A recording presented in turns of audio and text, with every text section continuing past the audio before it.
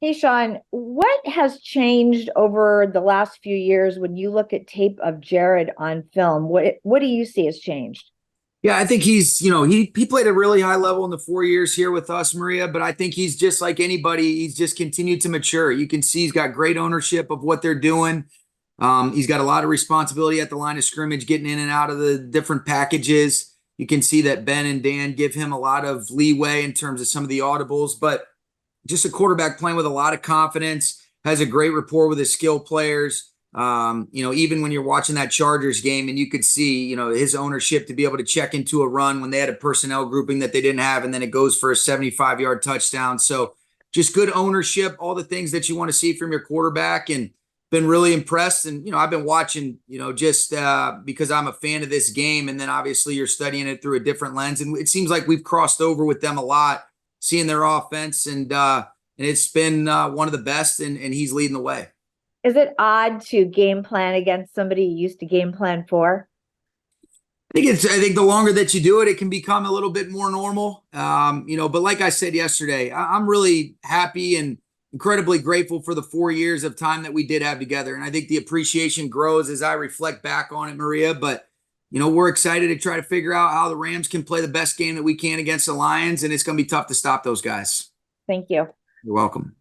Stu. Hey, Sean, I just want to check in on Troy Reader and Jordan Fuller. Any updates to their status yet? Yeah, so same thing. They'll be day to day. They won't be able to practice. Wednesday we'll have a walkthrough, so we'll kind of just see what their status looks like. It was it was a knee, it was an ankle with Jordan, and then it was a hyperextended knee with Troy, and so we'll continue to just try to see, use all the time that we have. Hopefully they'll be available. If not, then we'll have contingency plans accordingly. And then it looks like Joe Noteboom is making good progress with his heel. Those will be the only guys that would probably be out right now from a projection as far as Wednesday is concerned. Thank you. Appreciate it. You're welcome. Lasky. What's up, Sean? Hey, Bill. How you doing? Good. So a lot of people before the season wrote you off, me included. I think I wrote you're going to win 4 games and you should tank to get Caleb Williams. But a lot of people had the same kind of noise. No faith, Bill. What the hell, man? I don't think anybody had. Nobody had any faith in you guys. It wasn't just me, and that's my question. Hey, Gary Klein had faith. Are you sure about that? Hell no, I'm joking. Yeah. No, but anyway, so did all this noise motivate you guys, or did you all hear it? Did you, everybody thought this is going to be a rebuilding year. This is supposed to be a 4-win season. Did this motivate you guys? I think our players are probably a lot more in tune just because of them being on social media, things like that. I'm aware of it because of the questions that you guys ask, but I try to stay pretty blind to it.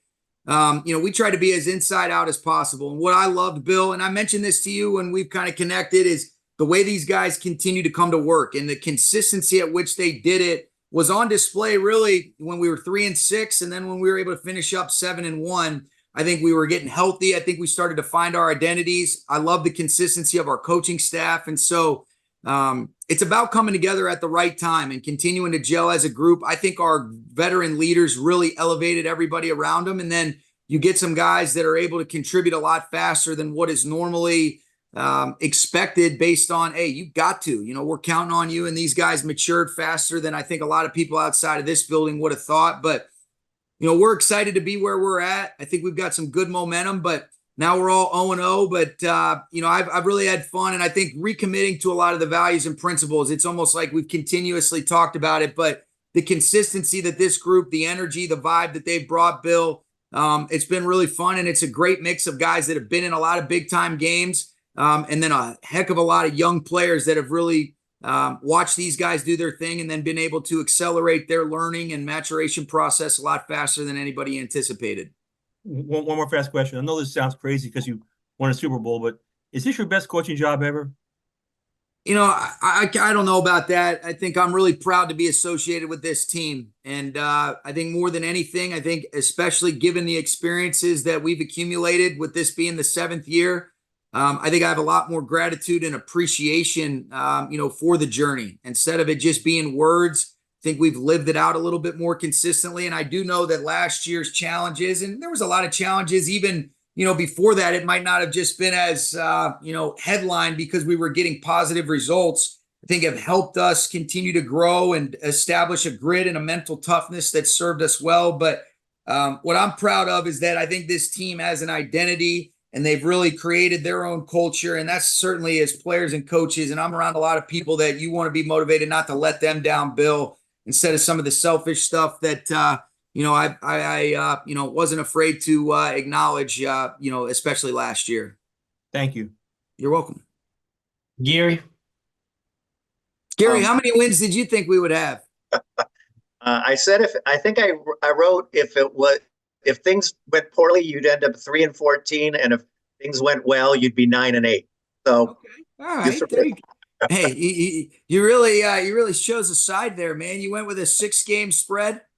It was the low. If things go bad, if things go well. But anyway, here you are, back in the playoffs, and in the 4 previous ones in wildcard games, 3 of them were at home. You only went on the road once, that in 20 to Seattle.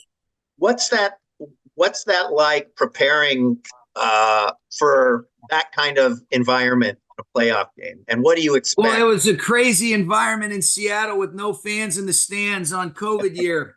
It was wild, man. This is a little bit different. I think the closest thing that comes to mind is the divisional round at Tampa, Gary. But what you do know, that New Orleans atmosphere in the NFC Championship in 2018 was wild. You've watched Detroit all year. They've had great home atmospheres and environments. Everybody's pumped up, big time Sunday night game. And so we anticipate, them to have a great crowd, great support. And sometimes going to those atmospheres can be, a great opportunity for us to come together and be tighter than we've ever been. But, that's kind of life in the NFL when you go on the road, but we know this is going to be especially special for that city, and it's pretty cool the loyalty they have and the love they have for football. And we're going to try and go in there and give them a great show and compete to the best of our ability. But, it's no different. You just know that, you got to do a great job of handling the visual communication, especially as it relates to the offensive side of the ball, knowing that their fans will be going crazy when we're up.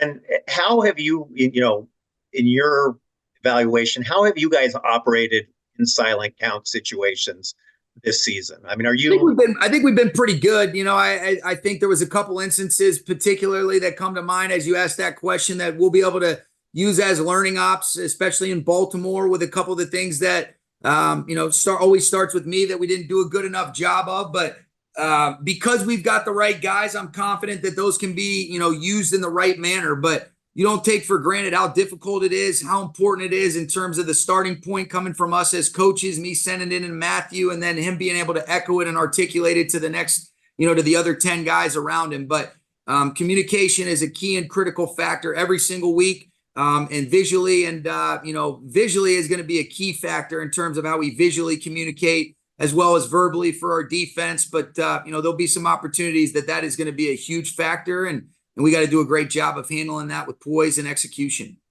And finally, from me, do you have any discussion other than maybe joking about it, with Stafford about going into this situation? And I know he's a veteran and he's been around the block, but do you take any time specifically to talk to him about, handling this particular situation? We talk all throughout the course of the week, Gary. And so I think it's standard operating procedure. He's played a lot of games.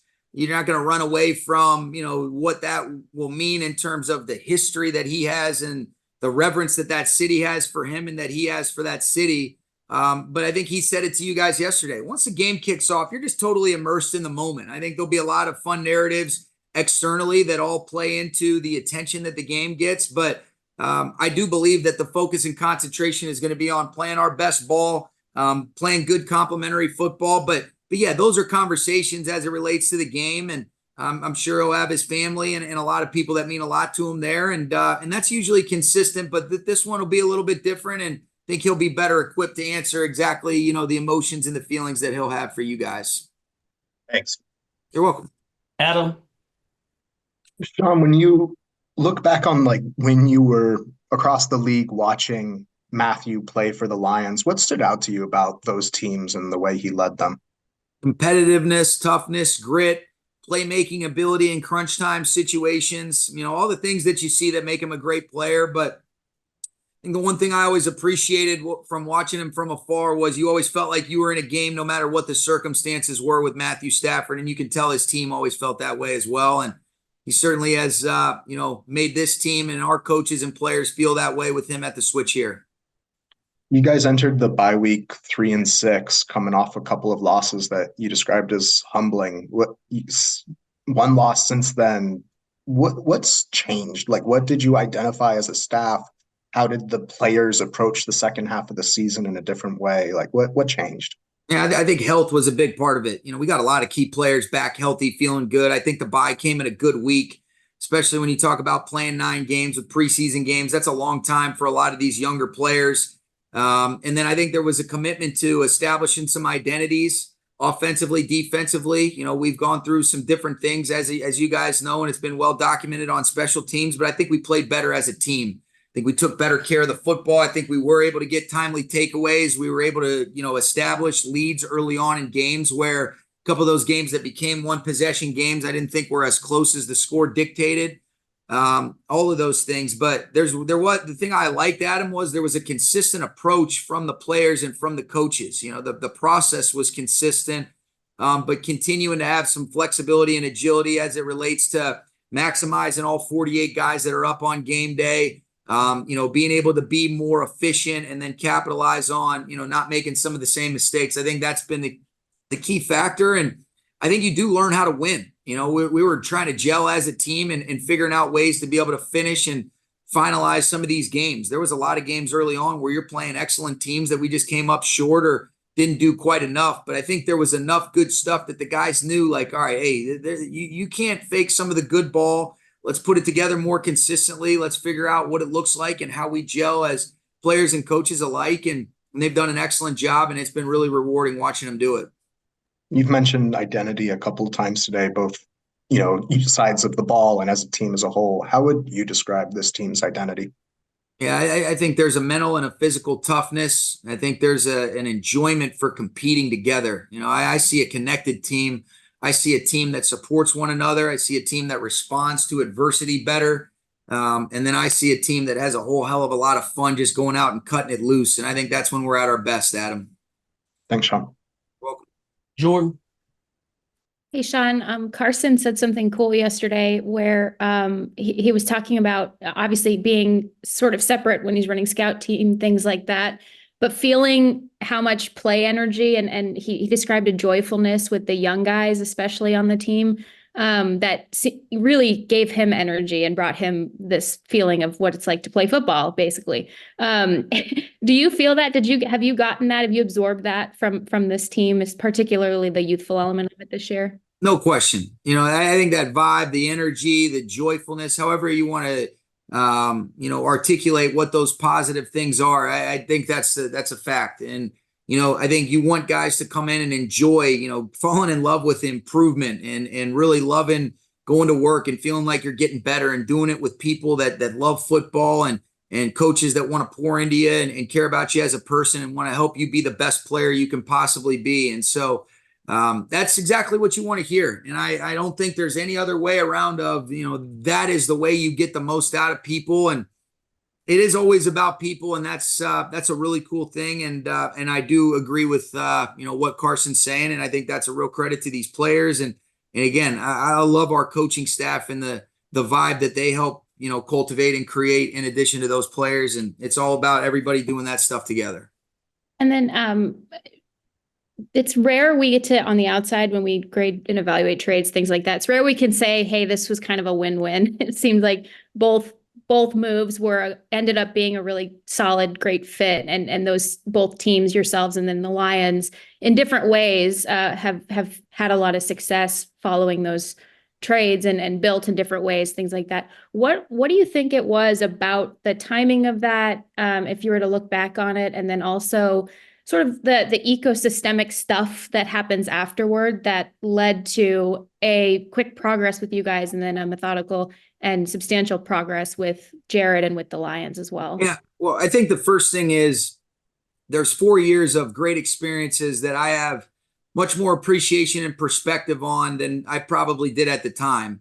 So that's the first thing. The next thing is that it was a rare opportunity to acquire a player of Matthew Stafford's caliber with some of the surrounding pieces. They had a real appreciation for Jared's skill set, and so it kind of just timed up in a manner that worked out. And then I think what you've seen is some of the things that have made Jared a really good player and why they've been the team that they are is there was a resilience, there was a grit, there was an ability to work through some stuff while knowing that, hey, there's good stuff as we continue to work through it. And I think Brad and Dan and those guys have done a great job of onboarding, really good players through the draft, through free agency. And then they had some really good players in-house. And so, but Jared and his ability to be able to work in collaboration with Ben Johnson, it's been really impressive to watch, especially for the last few years.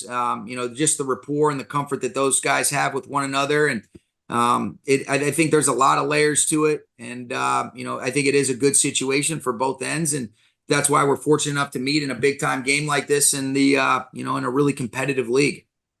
Thanks, Sean. You're welcome. Beecham. Hey, Sean, just double checking on Jordan Fuller. Is he not going to practice all week? Is it that serious? He's not going to practice on Wednesday as of right now, if I was to project that, but we're going to take, we're going to give him all the time that he needs, Greg. We're going to take it a day at a time, but I think we do need to, be prepared, and get contingency plans in place, but we're hopeful that he might be able to make it to the game. Okay, yeah, he played more snaps on defense than anybody on this team until yesterday. What would you lose if you don't have the guy there at the back that you've had all season? Yeah, communicator, a guy that's played with great range. I think he's made a lot of timely plays in crunch time situations, but he's been a captain for a reason. He's got tremendous respect and from his teammates and coaches, and there's been a toughness to his game. So it would be a big one for us, but we're hopeful that we don't have to go quite that direction yet. Thanks. Eric. Scoring is down around the league. Just wanted to get your thoughts on why scoring is down and why it's been just to get into the box this year. I don't know all those things, Eric. I just know that it's a cyclical league, and defenses do a great job. There's inventory and ways of studying the game. I think they've done a great job of limiting some of the big plays, but I just think it's a back and forth battle. And, I just think there's great coaches, great players, and they make it as competitive as possible. But, I can't really, divulge into why I think, it's down significantly or what, how much of the trends are different. But I just think there's great competitiveness week in and week out. And I think there's great parity. I mean, I don't know. There was a bunch of teams that were in the mix to potentially get into the playoffs as of, week 18. And I think that's exactly how the NFL wants to see it. And you see what you think every single week. You think and then you realize now you just don't know. And you got to be ready to go. And humility is only a week away in this league, whether it's offensively, defensively, or in the kicking game. Thanks, Coach. Appreciate it. You got it, man. And we'll wrap up with you, Jim, and then Dennis real quickly. Yeah, Sean, getting on a roll like you guys have in the second half of the season, winning 7 out of 8, whether it's momentum, whether it's a winning feeling, winning attitude, or what have you, does that carry over into the playoffs? And if so, how does that manifest itself? Well, I think you want to use some positive momentum, but the playoffs, it's the closest thing to March Madness that sports sees because it's a one game elimination tournament, and it's really about who plays the best in that 3.5 hour window. You look at it, the year that we were able to win the Super Bowl, we lost our last game, and so I think that having the resilience and the grit to be able to respond or to be able to carry momentum is something that can be a really important factor, but you can't do either or if you don't possess a mental toughness and an ability to be able to move forward and be where your feet are planted. So while I do think that we want to use that as a positive for us, we still have to show up and play well because, if you don't, the margin for error is small and you just look at it. I mean, look no further than yesterday's game or even the previous week's game, how easily those could have gone a different direction. And so the margin for error gets that much smaller, and we've got to just go play to the best of our ability and make sure that we understand that those differences in advancing are very slim, especially when you're talking about the caliber of team that we're going up against, at their home stadium. Thank you very much. Good luck. You're welcome. Thank you. Dennis. Hey, Coach, how you doing? Doing good. How about you, Dennis? I'm doing great. Outside the numbers, what makes Matthew Stafford so special as a player and as a quarterback? Yeah, the ability to communicate and own everything that we're doing, where he breeds a calmness to everybody else. His communication of the play calls in the huddle, his little coaching points as you're breaking, his understanding of defensive structures and ability to be able to get us in and out of the right plays. The different things that we can activate offensively in terms of how we can operate, being able to change up the tempos. And so, you've got a guy that can activate all parts of the field with his arm. I think he's using his athleticism to be able to change the launch point and extend plays. And I think he's seeing the field and throwing the ball with accuracy, anticipation, and good decision-making, as anybody. And, all of those things make him, really special. And I do think that the playoff experience he has, will serve us well. You got to be able to, everybody's got a new narrative, but we've got a guy that's led us to a world championship that's leading us. And I'm really grateful and wouldn't want anybody else leading us into this playoff charge than him.